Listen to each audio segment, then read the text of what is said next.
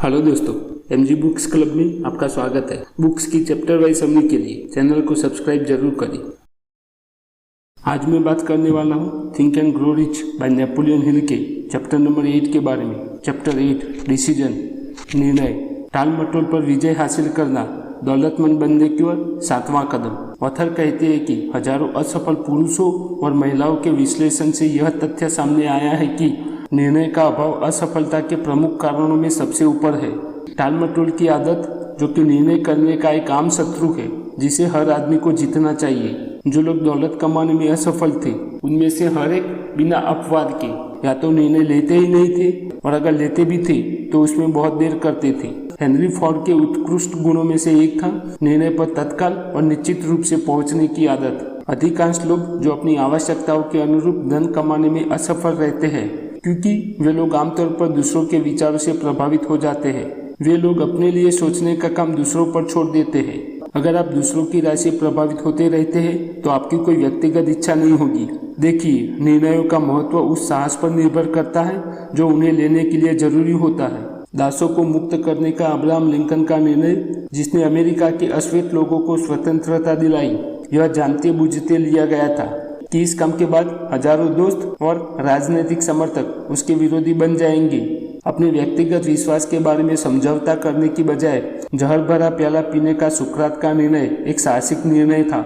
जब general Robert ली अपने union के साथ दोहराए पर आए और उन्होंने दक्षिण का समर्थन करने का निर्णय किया तो उनका निर्णय भी एक साहसिक निर्णय था, क्योंकि वे अच्छी तरह जानते थे कि इस निर्णय से बहुत से लोगों की मृत्यु होगी और इसमें उनकी जान भी जा सकती है।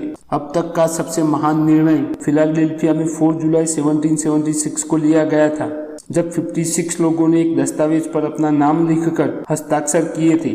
वे सभी लोग जानते थे कि इससे या तो सारे अमेरिकी लोग स्वतंत्र हो जाएंगे या फिर सभी 56 लोग फांसी के फंदे पर लटक जाएंगे।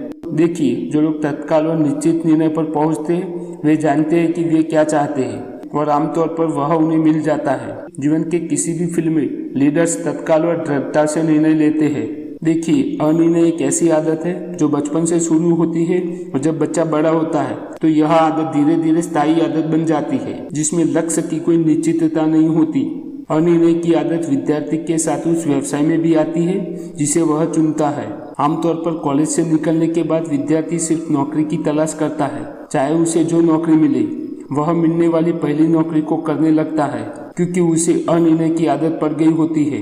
आज 96% लोग ऐसे पदों पर सिर्फ तनख्वाह के लिए काम कर रहे हैं क्योंकि उनमें किसी निश्चित पद की योजना बनाने के लिए निश्चित निर्णय लेने की शक्ति का अभाव होता है। निश्चित निर्णय लेने में हमेशा साहस की आवश्यकता होती है और कई बार तो बहुत अधिक साहस की भी जरूरत होती है।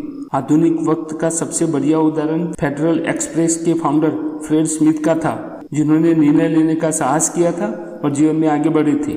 स्मिथ का मानना था कि सभी एयरलाइंस की फ्लाइट रात में उड़नी चाहिए। जब सभी एयरपोर्ट में इतनी व्यस्तता न हो तब वे अधिक प्राथमिकता वाले सामान को ले जाएंगे जिनके लिए डिलीवरी की रफ्तार किराए से अधिक जरूरी है। इसके लिए उन्होंने एक सिस्टम बनाया जहां सभी सामान एक जगह एकत्रित किए जाएंगे और वहां से कंप्यूटर द्वारा सामान को अलग अलग किया जाएगा और छोटे छोटे शहरों में पहुंचाया जाएगा, जिससे छोटे छोटे शहरों में सामान भेजने का तंत्र और भी मजबूत होगा। इस प्रोजेक्ट को पूरा करने के लिए स्मिथ ने कई छोटे जेट का निर्माण करवाया और उन्होंने 75 शहरों के एयरपोर्ट में यह सेवा शुरू कर दी थी। स्मिथ के कठिन परिश्रम और इतने प्रयासों के बाद भी कंपनी को पहले 4 साल भारी नुकसान हुआ था। इतने नुकसान के बावजूद भी स्मिथ का विश्वास नहीं डगमगाया और नहीं उनका साहस कभी कमजोर पड़ा। स्मिथ ने कई विशेषज्ञों को कंपनी में लिया और दिन रात काम पर जुट गए और अगले ही साल उन्होंने $3.6 मिलियन का प्रॉफिट किया था। यह सब कुछ इसलिए हुआ क्योंकि स्मिथ अपने डिसीजन पर अटल रहे थे और अपना कार्य करते रहे थे। तो अगर आप भी अपने डिसीजन पर अटल रहते हैं और अपना कार्य करते रहते हैं तो आपको भी सफलता जरूर मिलेगी। तो इस चैप्टर में इतना ही। नेक्स्ट चैप्टर में फिर से मिलेंगे। तब तक के लिए thank you and good bye.